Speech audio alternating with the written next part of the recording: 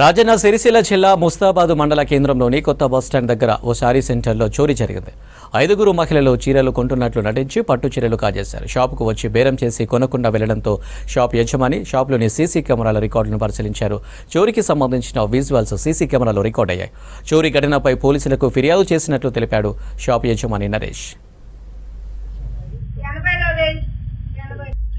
మా షాప్లోకి బట్టలు కొంటామని చెప్పి ఫస్ట్ ఒక 2, తర్వాత ఒక 3, 5 ఆడోళ్ళు రావడం జరిగింది.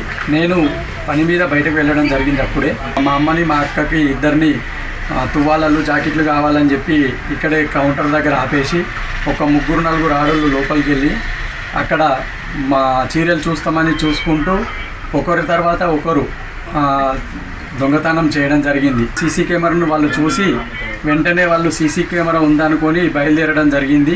నేను వీళ్ళు కొనకుండా వెళ్ళిపోతురు అని చెప్పి నా యొక్క సీసీ కెమెరాని ప్లేబ్యాక్ చేసి చూడగా వాళ్ళు దొంగతనం చేసినట్టుగా నాకు వీడియోలో రికార్డ్ అయింది. దాన్ని వెంటనే చూసి నేను పక్కపొంటి వాళ్ళకు కూడా ఇన్ఫర్మేషన్ ఇవ్వడం జరిగింది, వాళ్ళు దొంగలు వాళ్ళని పట్టుకోండి.